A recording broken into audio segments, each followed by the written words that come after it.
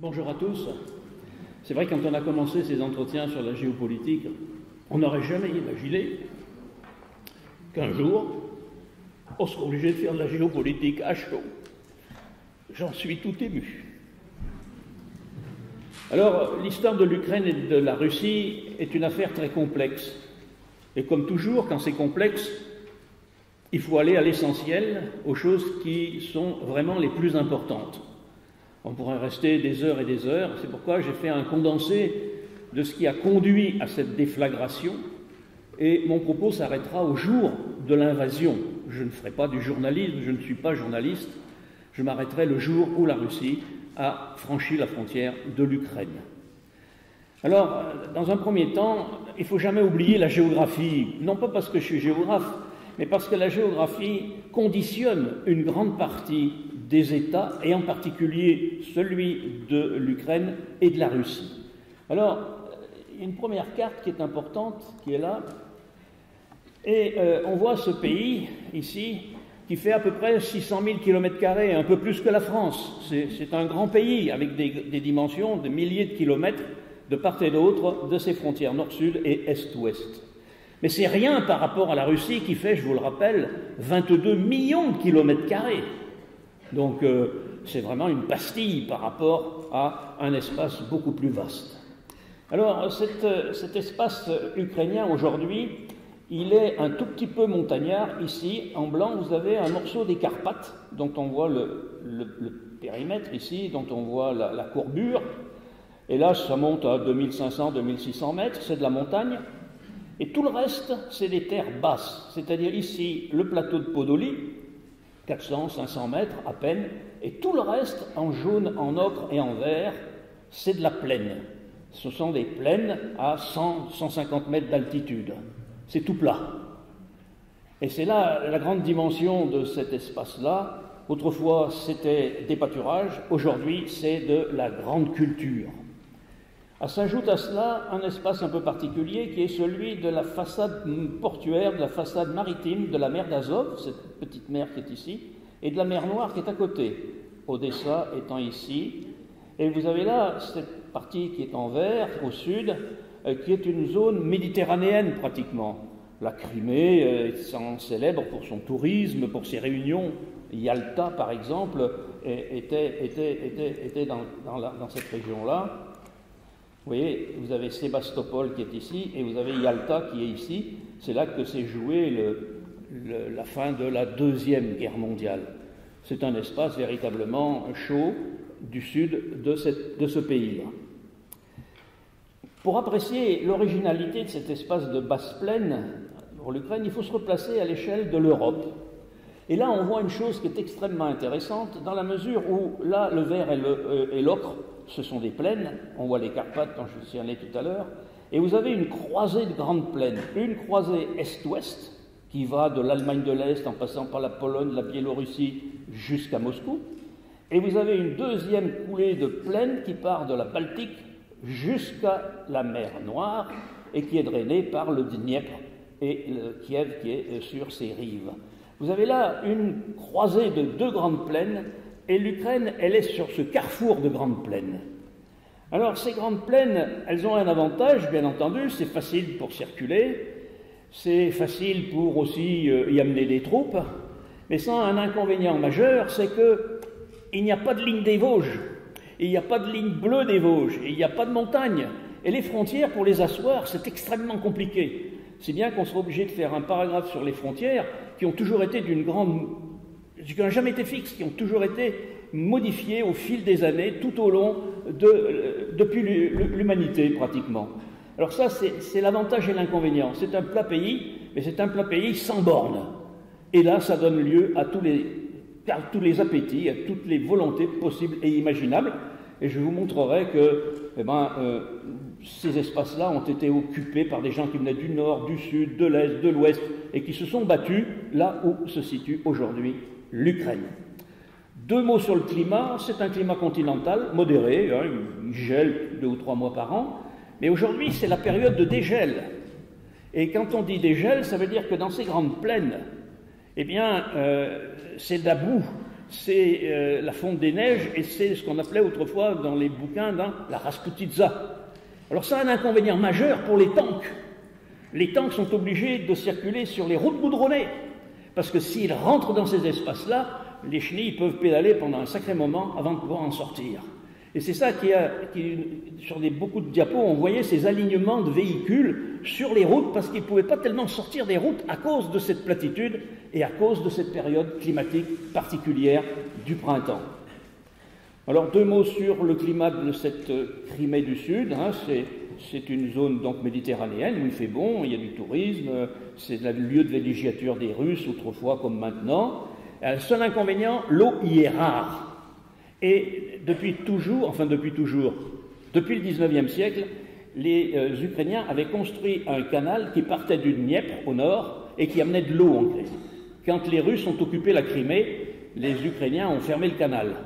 Et leur premier travail aux Russes a été de remonter le canal et de rouvrir ce canal pour abreuver la Crimée, non seulement les populations civiles, mais aussi les populations militaires, puisqu'il y a la marine à Sébastopol et les troupes terrestres, bien entendu. Deuxième point, le problème des frontières. C'est un tout petit peu plus compliqué, mais je crois que c'est absolument indispensable de donner un coup d'œil à cette évolution des frontières. La première structure étatique qui a été créée au cœur de ce qui est aujourd'hui l'Ukraine, c'est ce qu'on appelle le Rus de Kiev. Alors, je crois qu'il est où mon Rus de Kiev? Ah, je l'ai perdu. Ah mince. Je l'ai perdu. Il est où? Hop là. Il n'est pas là. Si, voilà. C'est le premier état.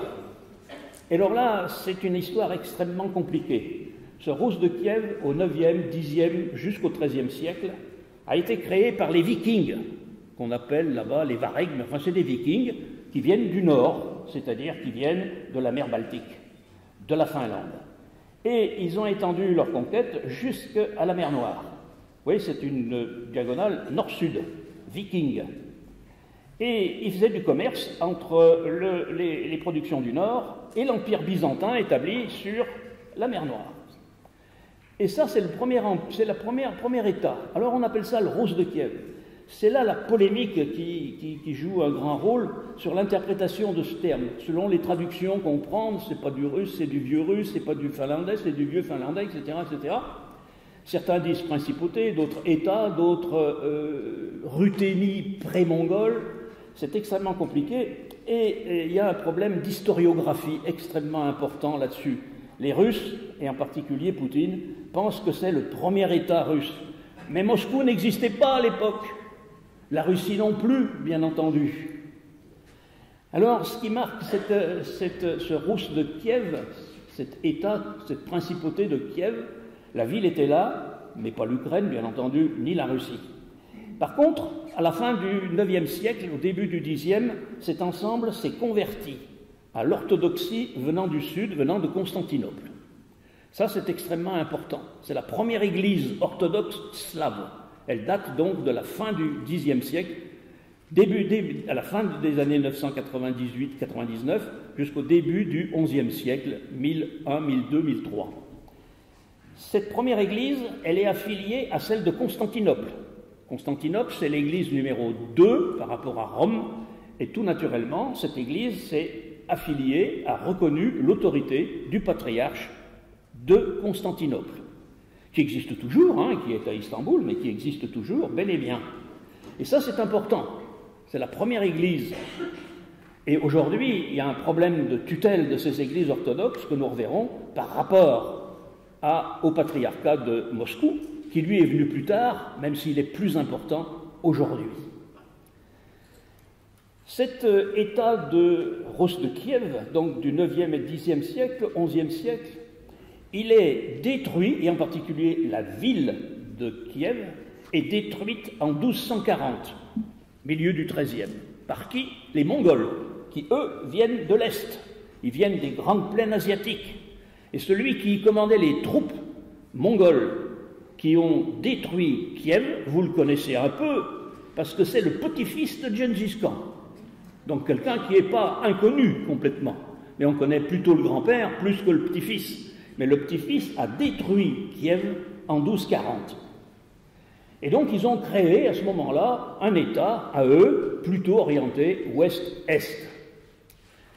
Par contre, ça n'a pas duré très longtemps parce qu'au XIVe, XVe siècle, jusqu'au XVIIIe, une autre invasion a lieu à partir de l'ouest, c'est-à-dire à partir de la Lituanie et à partir de la Pologne.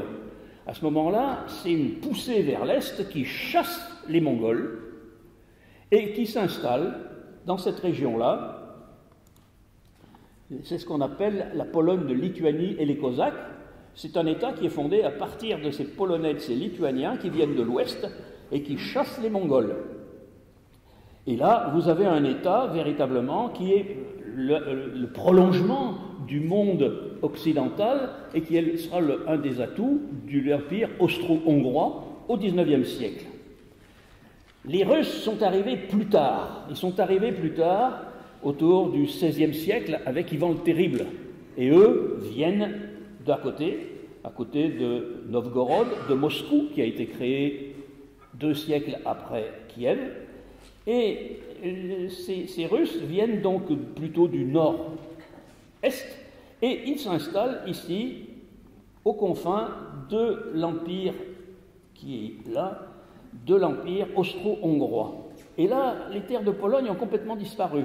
Vous avez 2 empires, l'Empire russe, celui qui a été façonné par Ivan le Terrible, et puis l'Empire austro-hongrois, qui est à l'ouest, ici. Il reste que quelques petits espaces, là, indépendants, mais pratiquement, vous avez le contact entre 2 empires.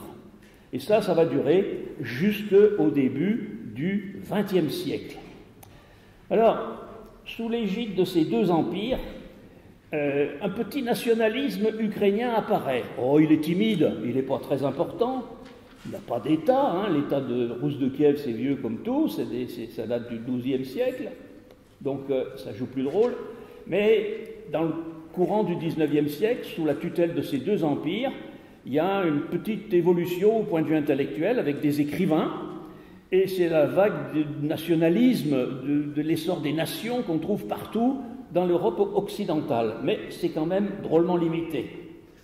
Par contre, lorsque, au moment de la Première Guerre mondiale, l'Empire russe d'une part, puis l'Empire austro-hongrois s'effondrent, il y a une opportunité pour les Ukrainiens, et ils fondent leur première république entre 1917 et 1922. Petite république éphémère, elle va durer 4 ans, même pas tout à fait 5 ans, à la faveur de l'écroulement des 2 empires. Et ça, c'est quelque chose d'assez fort, mais qui ne sera pas suffisant, ou jugé suffisant, pour qu'en 1919, lorsqu'on a fait le traité de Versailles, lorsqu'on a réglé les comptes de la Première Guerre mondiale, eh bien, les gens qui ont signé les traités disent eh bien, il faudrait créer un État ukrainien. Parce qu'il y a cette petite république, il y en a même une deuxième qui s'est créée à côté de cette première, il n'y a pas vraiment un nationalisme reconnu, donc on donne un État à la Pologne, on donne un État à la Roumanie, mais pas à l'Ukraine. Et donc l'Ukraine, cette petite république, va durer jusqu'en 22, jusqu'à ce que l'URSS, créée en 22, mette la main dessus et transforme l'Ukraine en République socialiste soviétique d'Ukraine. Et à ce moment-là, eh bien, c'est la tutelle soviétique qui s'installe jusqu'en 1991. Donc entre 1922 et 1991, c'est la mainmise de l'Union soviétique, de l'URSS sur l'Ukraine. Et là, il n'y est plus question de nationalisme, il n'est plus question d'indépendance, de quoi que ce soit, c'est la mainmise, c'est dans une révolution, c'est dans une société socialiste soviétique. Alors, il y aura quelques petites évolutions pendant le régime socialiste. Comment je vais revenir là-dessus? Voilà. Mais qui sont symboliques et pas très très importantes. Les limites là, de l'Ukraine aujourd'hui, c'est ce grand trait noir que vous voyez. Cette partie jaune là, c'est un morceau que la Pologne a restitué à l'Ukraine pendant l'accord germano-soviétique en 1939. Ça avait été donné, puis ça a été repris, et ça a été redonné à l'Ukraine en 1939. La Roumanie a donné quelques petits morceaux ici, que vous voyez en ocre, en marron léger, là, à côté de l'OSSA en particulier, vous voyez, ces petits espaces. Et puis vous avez cette tache violette là, la Crimée. La Crimée, c'est Khrouchtchev qui va la donner à l'Ukraine en 1954. Il va la donner à l'Ukraine en 1954. C'est un transfert d'une république socialiste soviétique de Russie à une république socialiste d'Ukraine. C'est un geste que fait Khrouchtchev vis-à-vis de l'Ukraine. Et ces territoires, aujourd'hui, sont toujours ceux qui ont été figés après 1954. Il y a un petit morceau du Donbass qui a été redonné à la Russie, mais ce n'est pas très important. Et donc, c'est donc là qu'on a les 600 000 km² d'aujourd'hui. Alors, ces fluctuations spatiales, géographiques, cette absence de permanence d'un État et de frontières stables sont vraiment déconcertants, mais pas uniques dans cette région-là. La Pologne a connu la même chose. La Pologne, je vous le rappelle, a même disparu à un moment donné, mangée par les empires. L'Allemagne aussi, hein, l'Allemagne de l'Est, l'Allemagne de l'Ouest, la réunification, enfin ça a été... Toutes ces grandes peines ont connu des frontières qui ont été extrêmement mouvantes. Et c'est le propre de ces espaces où il n'y a pas de montagne pour caler des frontières, comme chez nous, avec les Alpes, les Pyrénées, etc. Nous, eux, ils n'ont pas ça. Ça, c'est vraiment quelque chose de fondamental. Troisième point, l'effet marquant de la période soviétique. Je ne vais pas vous tracer ça hein, de 1922 à 1981, je ne vais pas vous faire le détail, mais les choses importantes qu'il faut retenir. Premier point, la collectivisation des terres. En 1922, Staline, enfin plutôt Lénine d'abord et puis Staline ensuite, ont collectivisé les terres. Ça s'est fait de manière brutale. Pourquoi? Parce que ici, dans ces grandes plaines, vous n'avez pas des petites exploitations, vous avez de grandes exploitations de milliers d'hectares. C'est donc pas des petits kolkhozes, mais de grands kolkhozes qui ont plutôt l'allure de coopératives, plus qu'autre chose. Et la collectivisation, là, dans ces grandes coopératives, dans ces kolkhozes de grande taille, a été très brutale. Elle s'est heurtée à une résistance des paysans qui étaient là. Et Staline a eu la main très lourde. En 1932-1933, je vous le rappelle, il a organisé véritablement, je crois que c'est pas le dénigrer, puisque c'est un fait reconnu, il a organisé la famine en Ukraine. 2-3 millions de morts.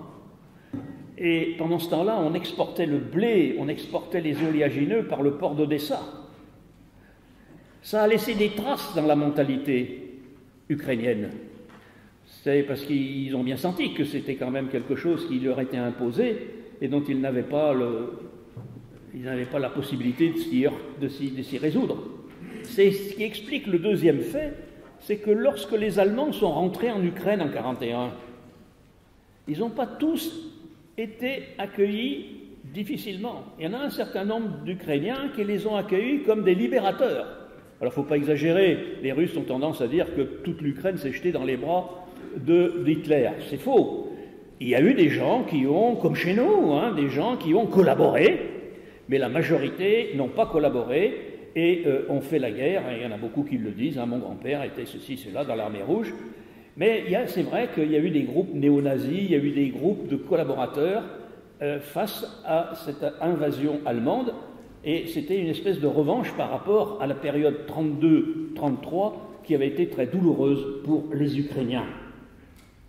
Troisième fait important du soviétisme, c'est la mise en place du développement industriel dans le Donbass, ici, dans cette région qui est complètement à l'est.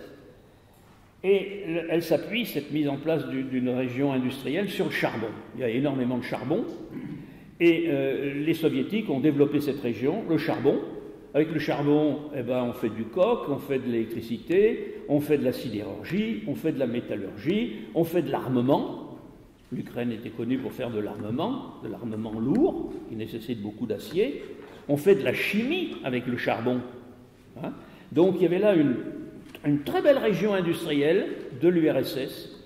Elle a eu qu'un inconvénient pour l'Ukraine, c'est qu'elle a fait basculer la prospérité des terres agricoles qui étaient là au profit du Donbass qui est ici.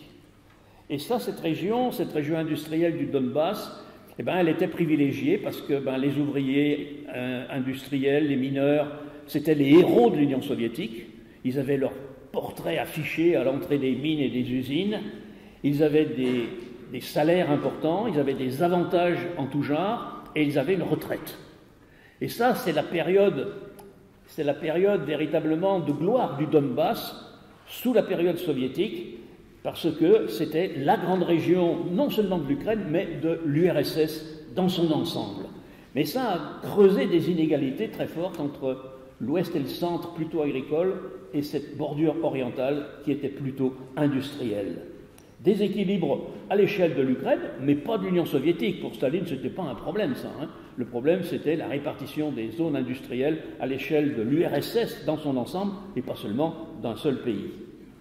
Dernière petite région qui était favorisée dans l'époque soviétique, c'était la façade portuaire de la mer d'Azov et de la mer Noire, et la Crimée. Alors non seulement parce qu'il y avait du tourisme, non seulement parce que les nomenclaturas pouvaient y aller, etc., en vacances, c'était important, on y faisait venir d'ailleurs les responsables, les secrétaires généraux des partis communistes de toute l'Europe occidentale. On leur payait des vacances en Crimée, c'était quelque chose de connu. Chez nous, même les secrétaires généraux, c'était contents, quoi. Ils étaient invités en Crimée, quoi. Ils allaient passer des vacances là-bas. Ça faisait partie du jeu, ça, politique, évidemment.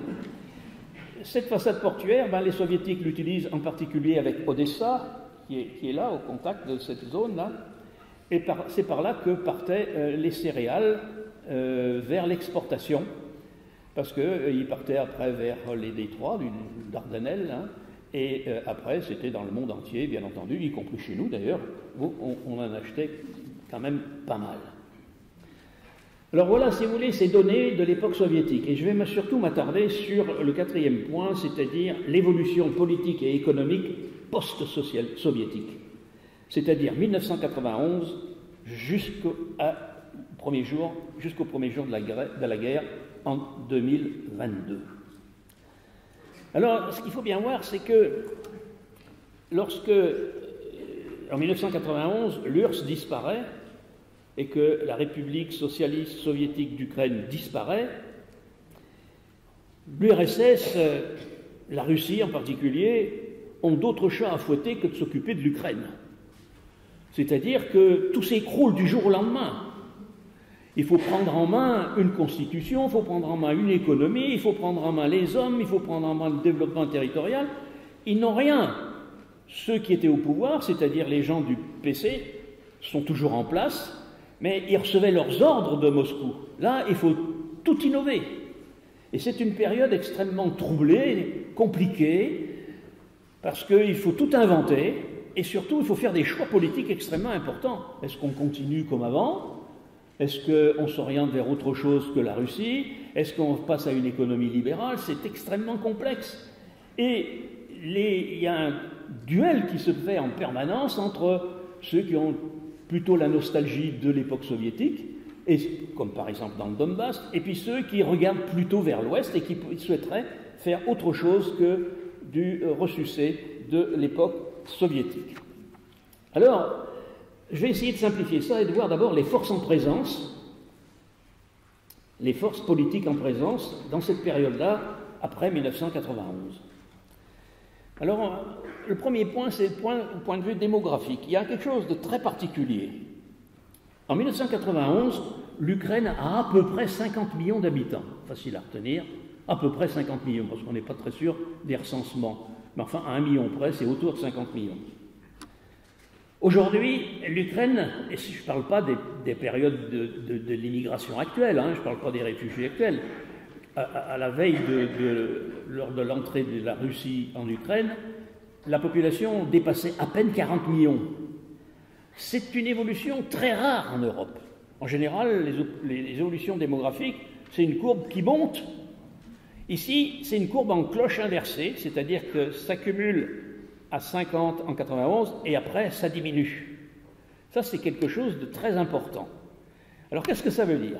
Comment ça s'explique? Premier point, l'émigration.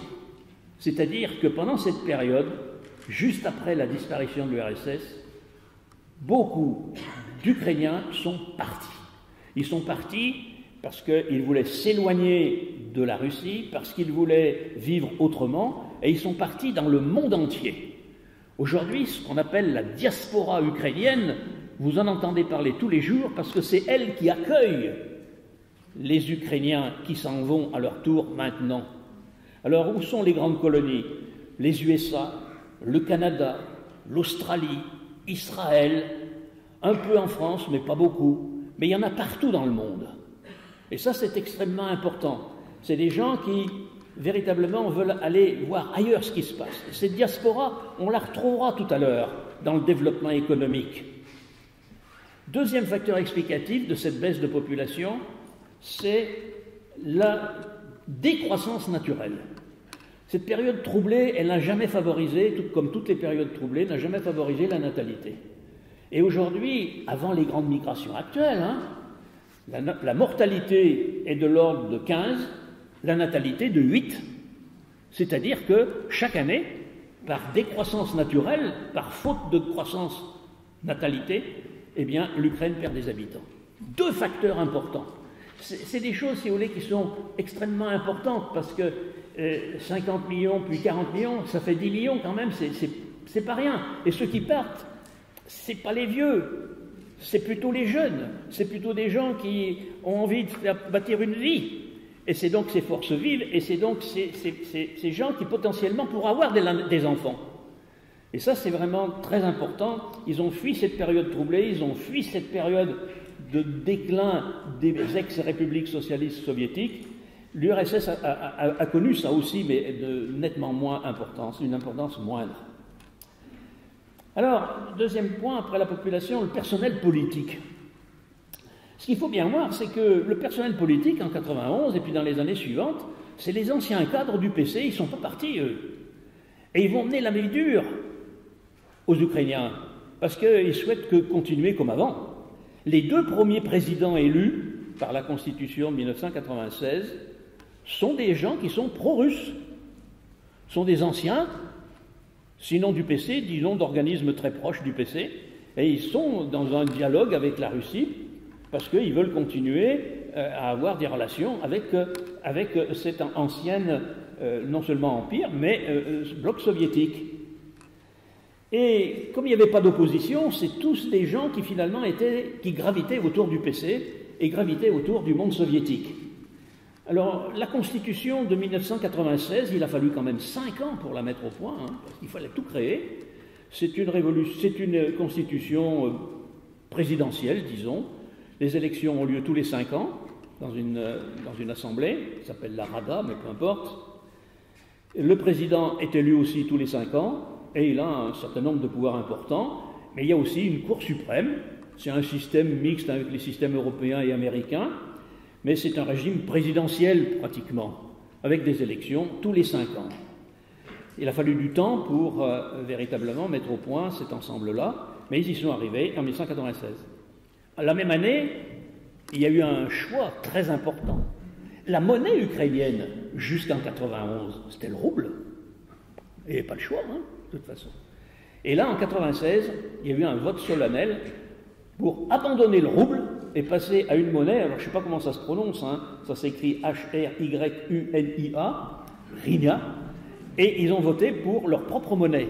C'était une coupure symbolique, mais une coupure ô combien importante. Le rouble restant du côté russe, la monnaie ukrainienne devenant, même si elle avait des liens par ailleurs, indépendante du rouble.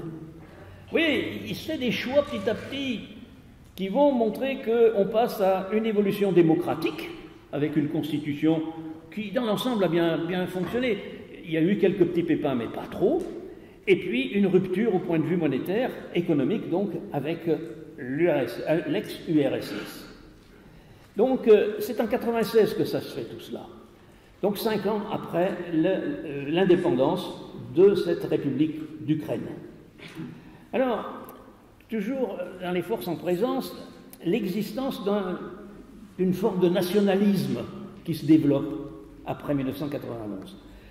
Il restait des petites choses de ce nationalisme un peu intellectuel du XIXe siècle, mais au fond, pas grand-chose finalement, quelques écrivains, mais ce n'était pas très très important. La petite République de 17 à 22, pratiquement n'a pas laissé de traces. Ça n'a pas permis à l'Ukraine d'être reconnue en 1919 dans les traités, et ça n'a pas laissé beaucoup de traces. Alors, qu'est-ce qui se passe au niveau de ce nationalisme à cette époque-là? Comment ça s'explique? Alors, ces nationalismes, ils reposent toujours sur les mêmes éléments. Le premier, c'est le sentiment religieux. Alors certes, il y a une religion dominante, c'est l'orthodoxie. Et c'est vraiment la religion dominante. Je crois que le métropolite, il affiche 15 millions de chrétiens orthodoxes. C'est une église orthodoxe importante. Et cette église orthodoxe de 15 millions de croyants, c'est peu par rapport aux 40 millions d'Ukrainiens. Notez-le au passage, ils ont la même évolution au point de vue religieux, c'est-à-dire qu'il y a de moins en moins de croyants, de pratiquants chez eux comme chez nous. C'est à peu près la même chose. Cette église orthodoxe, au départ, elle était affiliée à Constantinople au Xe siècle. Mais le patriarche de Moscou a pris petit à petit de l'importance, sous Ivan le Terrible, et puis jusqu'à nos jours. Et au XXe siècle, cette église, elle s'est retrouvée sous la tutelle du patriarche de Moscou. Et c'est là que ça pose un certain nombre de problèmes, parce que le patriarche de Moscou, à l'heure actuelle, c'est le Kirill. Ce Kirill-là, c'est une personne assez âgée, qui est un suppôt de Poutine. Il a dit que, quand Poutine est rentré en guerre, il a dit que c'était une croisade. Enfin, c'est des orthodoxes qui vont tuer des orthodoxes, hein. C'est pas vraiment une croisade, ou alors je comprends plus rien au mot croisade. Mais enfin, il l'a dit. Alors, ce sentiment religieux, il était un petit peu bridé, et nous le verrons, mais en 2019, le patriarche de Kiev, qui est un jeune de 43 ans, a rompu avec Moscou. Il a dit qu'il ne reconnaissait plus Moscou en 2019, il ne reconnaissait plus Moscou comme tutelle, et il est retourné à Constantinople. Parce qu'il y avait une guerre entre le patriarche de Constantinople, qui est le numéro 2 de l'Église derrière Rome, et Moscou. Et finalement, Kiev est passé sous la tutelle de Constantinople. Hein, les archevêchés de Constantinople, il existe dans le cadre d'Istanbul musulman, mais Erdogan le garde bien parce que c'est un poste important, c'est quelque chose d'important. Il y a pas mal d'églises orthodoxes qui sont reconnues et qui se reconnaissent dans ce patriarche de Constantinople. Et maintenant, Kiev reconnaît ça aussi, ça a beaucoup choqué Poutine, ça a beaucoup choqué les Russes, qu'ils abandonnent comme ça la tutelle. Mais le patriarche de Moscou l'avait peut-être bien un peu cherché parce qu'il est trop intégriste par rapport à ce nationalisme ukrainien. Mais il n'y a pas que des orthodoxes en Ukraine. C'est la différence avec la Pologne où le catholicisme est vraiment ultra dominant. Alors qu'ici, il y a aussi une église catholique qui se dit catholique orthodoxe, qui reconnaît Rome et le pape. Et elle est située dans ces espaces en jaune qui sont là sur cette carte, et qui sont les anciens espaces qui regardent ou qui sont jointifs de la Pologne aujourd'hui, et qui ont été cédés par la Pologne à l'Ukraine. Et là, il y a une église catholique orthodoxe qui regarde Rome et qui est très proche de celle des Polonais. C'est bien qu'il n'y a pas d'unité religieuse, même si c'est des Ukrainiens, il y a quand même une différence entre ces catholiques d'une part et puis ces orthodoxes d'autre part. Par ailleurs, ces catholiques sont très proches de la Pologne, ils sont très proches de l'Ouest, finalement, avec parfois aussi des aspects un petit peu intégristes. Deuxième facteur sur lequel le nationalisme peut se développer, c'est la langue. Il y a une langue ukrainienne, et cette langue ukrainienne, elle est extrêmement importante et majoritaire. Plus c'est marron foncé, plus c'est la langue maternelle ukrainienne qui est enseignée et qui est parlée aux petits-enfants par les parents. Donc vous voyez que c'est l'immense majorité quand même du territoire, même si dans ces territoires-là, beaucoup d'Ukrainiens parlent le russe, lisent le russe et lisent la littérature russe. Mais leur langue maternelle, c'est l'ukrainien. Au contraire, quand c'est jaune, ocre, vous le voyez, de cet horizon-là, la région d'Odessa, en passant par la Crimée, le long de la mer d'Azov, jusqu'au Donbass, là, la langue maternelle, c'est le russe. Mais vous voyez, ça ne concerne qu'une toute petite partie de l'Ukraine. Ça ne veut pas dire qu'ils ne comprennent pas l'ukrainien, eux. Mais disons que la langue maternelle, la langue de la maman, c'est le russe. Et ça, c'est important. Si on regardait, si on mettait une carte, par exemple, où il y avait les russophones, etc., des russophones, il y en a partout. Mais ceux qui ont la langue maternelle ukrainienne, ils sont là très nettement majoritaires. Mais vous voyez qu'il n'y a pas d'unité non plus. C'est pour ça que ce n'est pas facile, la nation ukrainienne. Il n'y a pas une seule religion, il n'y a pas une seule langue. C'est vraiment un petit peu compliqué. Ce n'est pas facile pour eux. Et par exemple, ce qui a beaucoup étonné les combattants quand ils sont arrivés dans le Donbass dit libéré, dont on en parlera tout à l'heure, mais vous en avez entendu parler, bien entendu, ces régions orientales, ils ont été étonnés qu'ils ne soient pas accueillis en bras ouverts, y compris dans le Donbass. Parce que dans le Donbass, il y a aussi des gens qui sont de culture ukrainienne et qui ne veulent pas vivre sous la tutelle soviétique, sous la tutelle de la Russie. Et c'est pour ça qu'il y a des guerres civiles à l'intérieur du Donbass, parce qu'il y a des gens qui ne se parlent pas, qui n'ont pas la même langue, qui n'ont pas la même attitude vis-à-vis de la Russie. Et en somme, les Russes sont arrivés là pour soutenir un aspect de cette lutte interne. Et ça, c'était très très compliqué et difficile à comprendre pour eux, parce qu'ils ne s'attendaient pas à cela.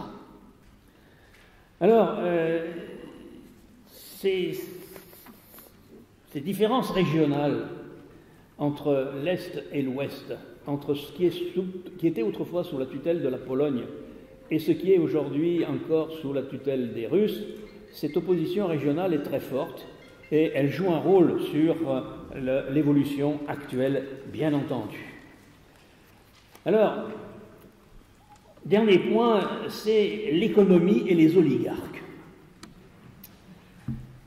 Pendant toute cette période, à partir de 1991, on a fait en Ukraine comme ça s'est fait partout dans les autres républiques socialistes soviétiques. On a dénationalisé, on a vendu les bijoux de famille. On n'a pas tout vendu, mais presque. Aujourd'hui, 40% des ressources économiques de l'Ukraine ont été dénationalisées, vendues à l'encan, à Pierre, Paul et Jacques. Alors on va s'intéresser un petit peu à Pierre, Paul et Jacques, parce que ça vaut le coup. Les terres, par exemple, ces grandes coopératives, ces grands kolkhozes ont été vendus en partie. Et alors moi, j'ai regardé, si vous voulez, un peu des sites en cherchant à droite à gauche pour donner des exemples.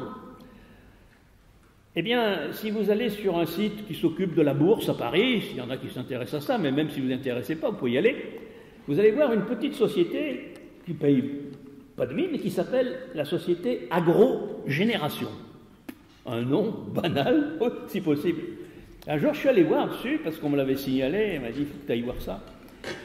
Et puis, bon, c'est des cours qui oscillent énormément pour le moment, bien entendu.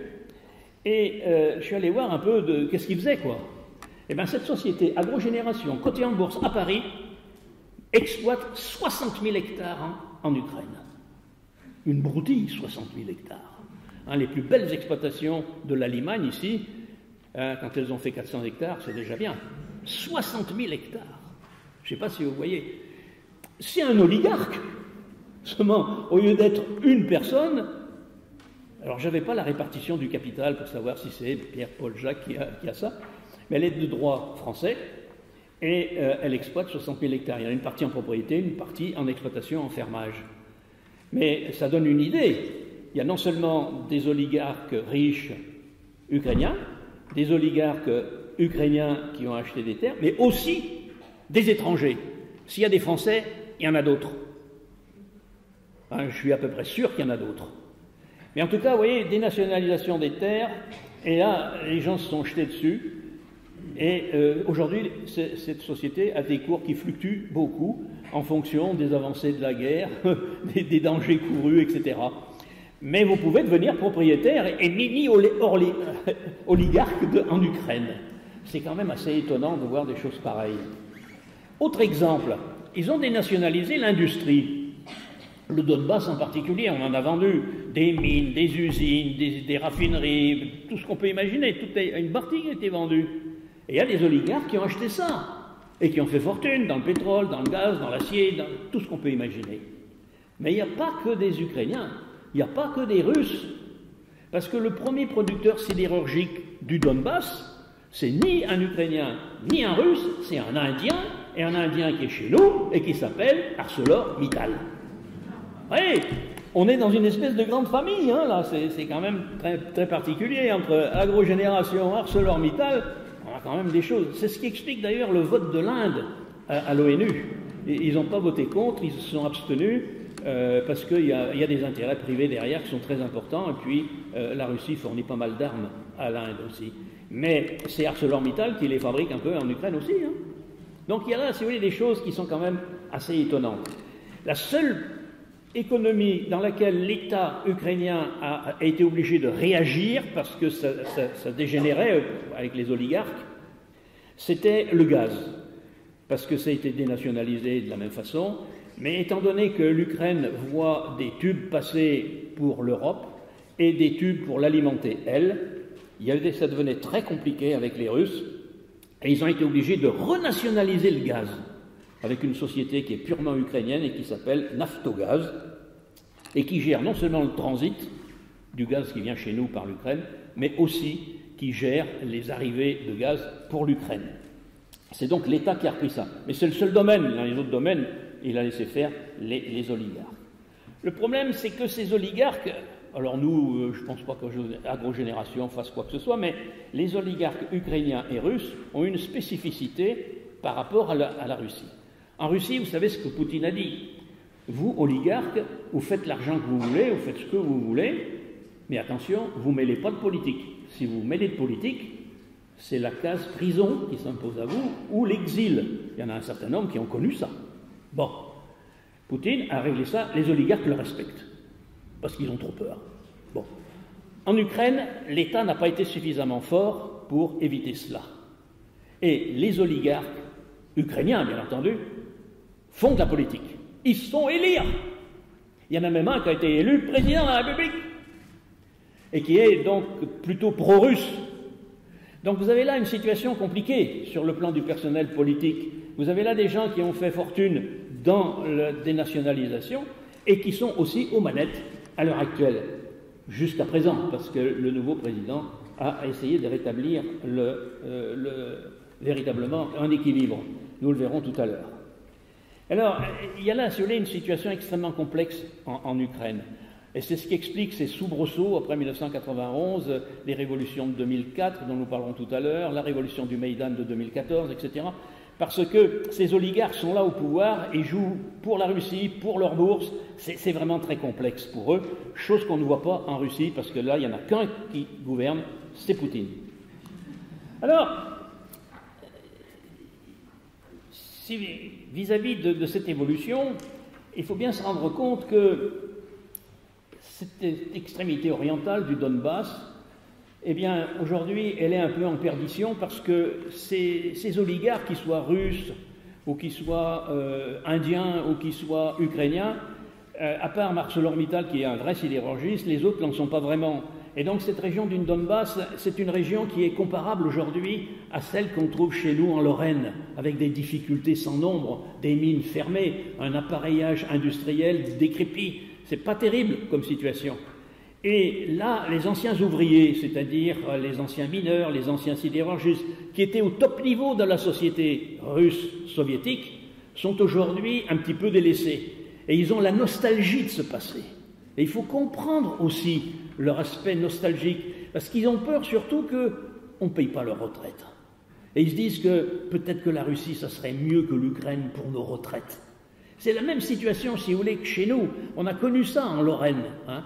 Des mines fermées, des usines fermées, parce qu'il fallait aller ailleurs pour le faire, etc., etc. Et puis des promesses, et puis pas de nouveaux emplois, etc. Donc en Russie, ça joue beaucoup dans le Donbass. Et c'est un choix, hein. Peut-être qu'on ferait le même choix si on était à leur place, en se disant, notre retraite, il y a des chances pour qu'elle soit plutôt garantie par la Russie plutôt que par l'Ukraine, parce que les paysans qui sont de l'autre côté, là, on ne sait pas trop ce qu'ils pensent et comment ils nous voient. Donc ça, c'est un véritable problème sur le plan politique. Par contre, il y a quelque chose qui est nouveau, qui s'est développé à partir des années 96-97, une fois que la Constitution a été en place. Il y a des industries, des activités nouvelles, soit tertiaires, soit secondaires, qui se sont développées en Ukraine. C'est-à-dire que l'Ukraine a pris un virage en modernisant son économie, avec l'aide de la diaspora. La diaspora n'est pas revenue, mais la diaspora a investi. Ça fait penser à cette diaspora chinoise qui investissait aussi à Hong Kong. Eh bien, c'est un peu la même chose.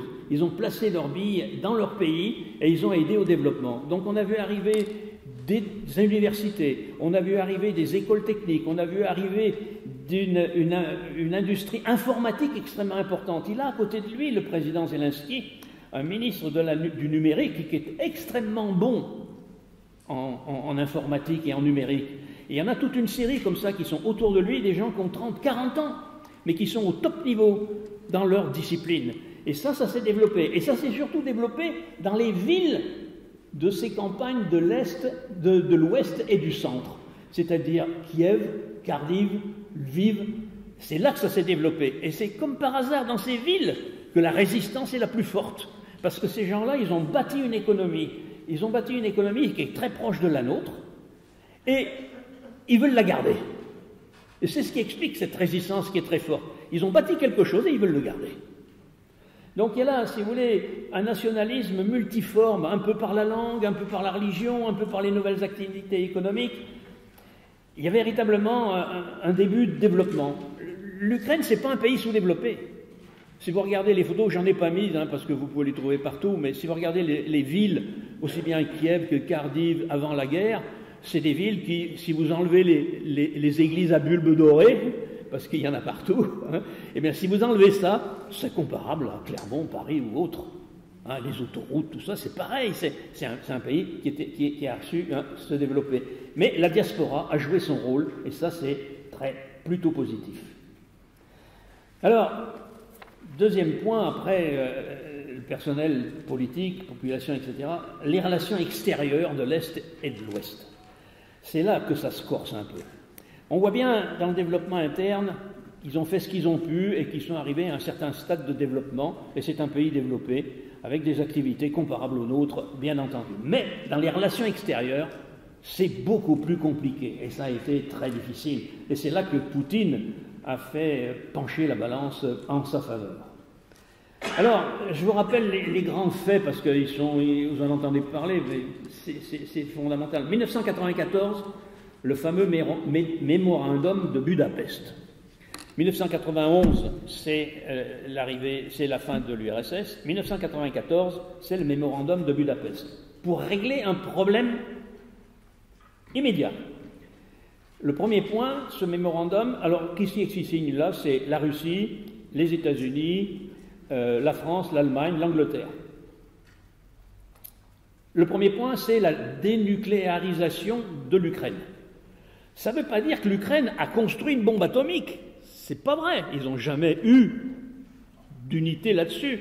Ils n'ont jamais construit une bombe atomique. Ils avaient simplement des dépôts d'armes atomiques qu'avaient fait les Russes chez eux pour les rapprocher du monde occidental, tout simplement. Donc cette dénucléarisation, c'est pas fermer des laboratoires, c'est pas enfermer des savants, c'est simplement déménager des bombes atomiques, des avions qui sont susceptibles de les transporter, de l'Ukraine vers la Russie. Accord. Ça s'est fait assez rapidement.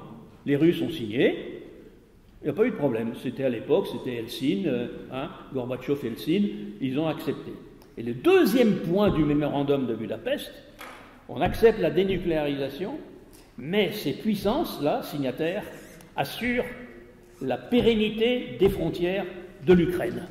C'est-à-dire que la Russie, les USA, etc., s'engagent à la permanence, à respecter les frontières de l'Ukraine. Et la Russie a signé. Elle a oublié qu'elle avait signé. Mais elle a signé. Dans le cadre de cet accord, mémorandum de Budapest, 1994, il y a un véritable rapprochement entre l'OTAN et la Russie. C'est assez particulier, c'était une époque un peu particulière.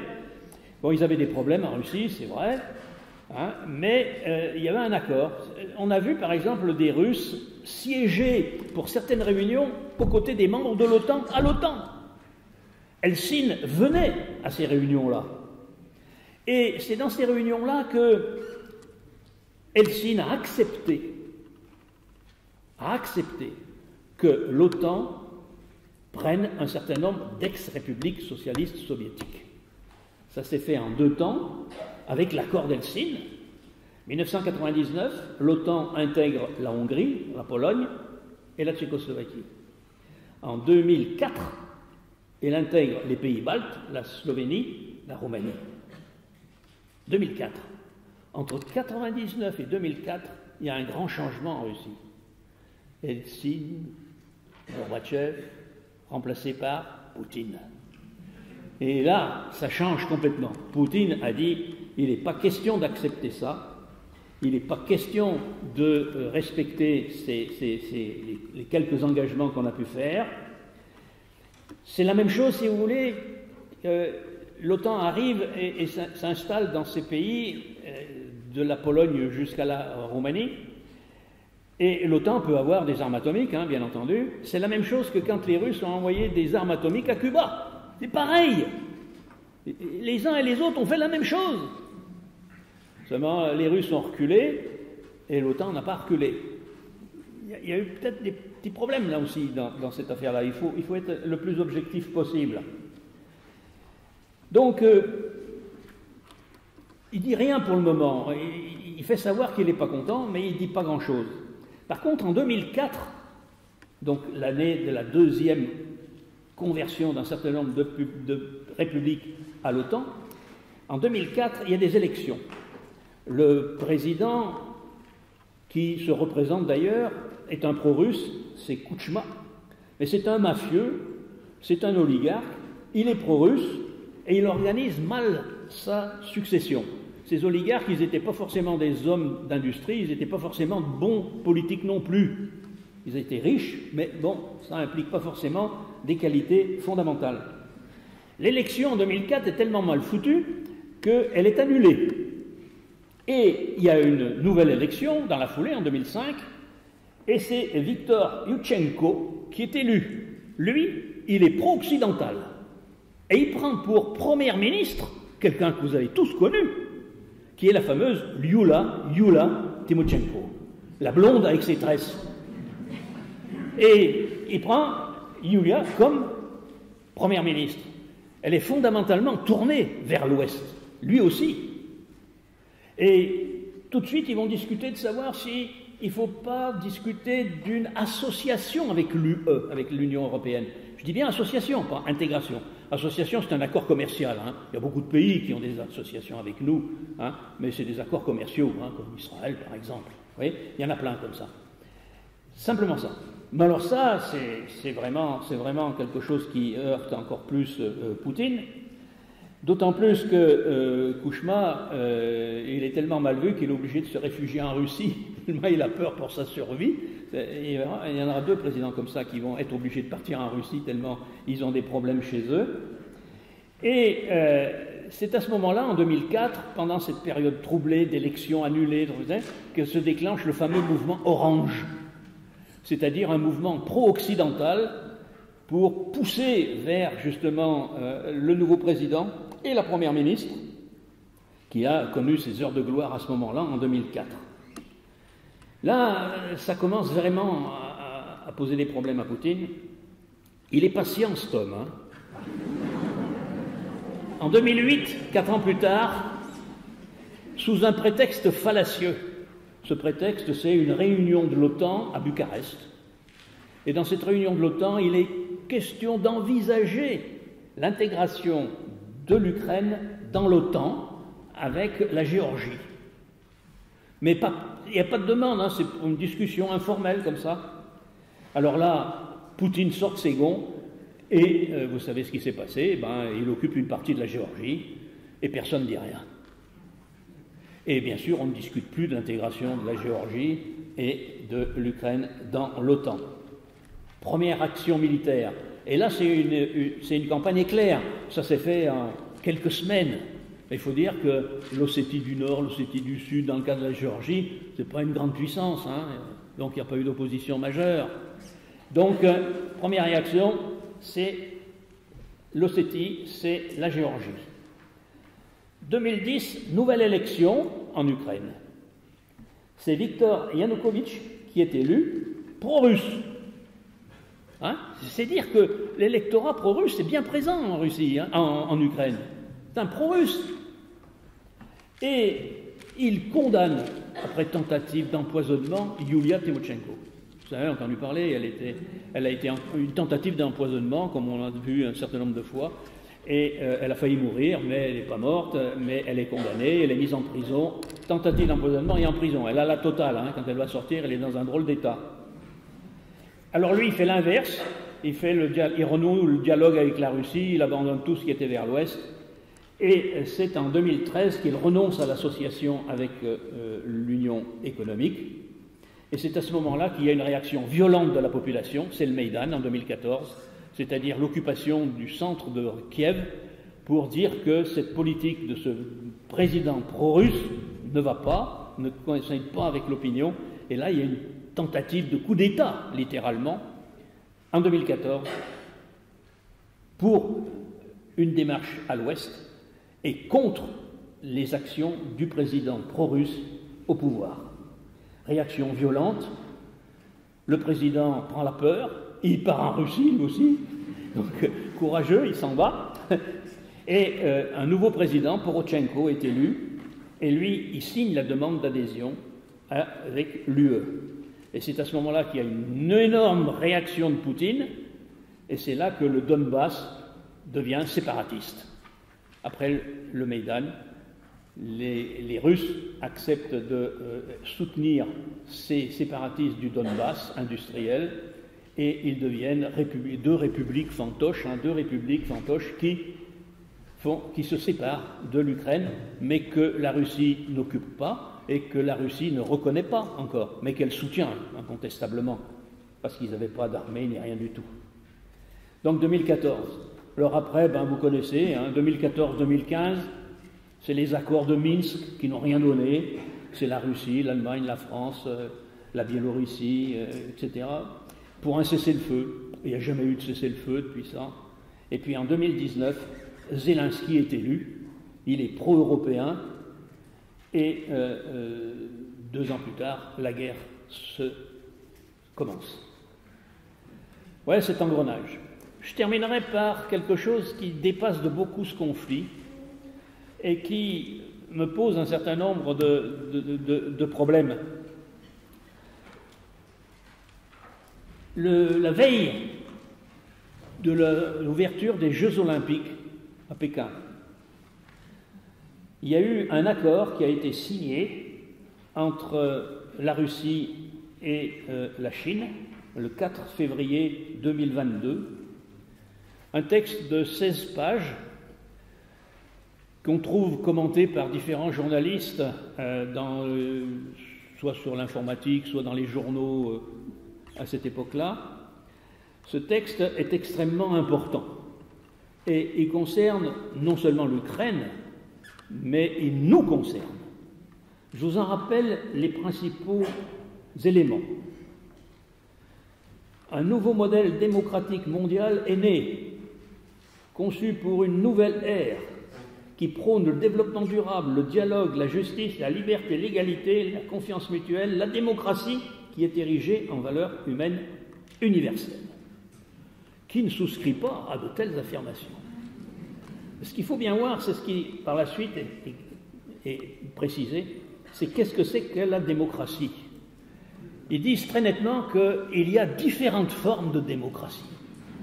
Il y a une démocratie occidentale qui a été promulguée par les États-Unis, qui a utilisé cette forme de démocratie pour créer les organismes internationaux, l'OMC, l'ONU, etc., et qui a été modelée sur cette démocratie, alors qu'il existe d'autres formes de démocratie.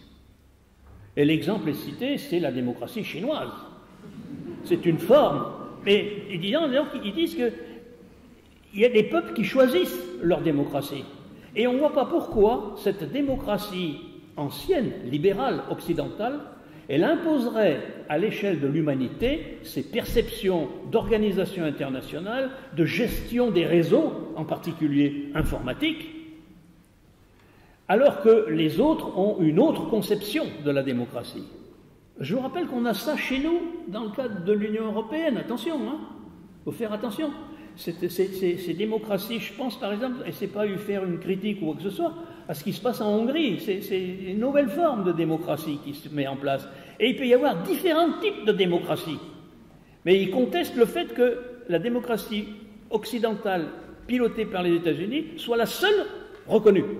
Les autres aussi ont besoin d'être. Et il demande à ce que toutes ces structures internationales soient gérées de manière collective et non pas sous la tutelle des États-Unis. C'est vraiment très très important. Il faut bien se rendre compte que notre démocratie, elle est visée par ce texte-là, sans qu'on le soit. Mais le texte va plus loin, parce que c'est une alliance et une amitié qui disent éternelle entre la Russie et la Chine. Et même si on ne reconnaît, le mot d'Ukraine n'est pas prononcé, il est dit que l'intégrité des frontières peut être soumise à telle ou telle prétention. Et là, on voit l'Ukraine d'un côté, Taïwan de l'autre. On en a suffisamment parlé. Il y a là véritablement des choses extrêmement importantes et qui se souhaitent, ces deux pays se souhaitent assistance mutuelle respective de l'un vers l'autre. Ce texte signé le 4 février, les Jeux Olympiques s'ouvrent le lendemain, et quand ils se ferment, la Russie envahit l'Ukraine. Voilà. C'est là-dessus que je terminerai, parce que c'est véritablement quelque chose d'extrêmement important. Je crois que le 4 février, on n'a pas su, mais à Pékin, ils ont pensé beaucoup à nous. Merci.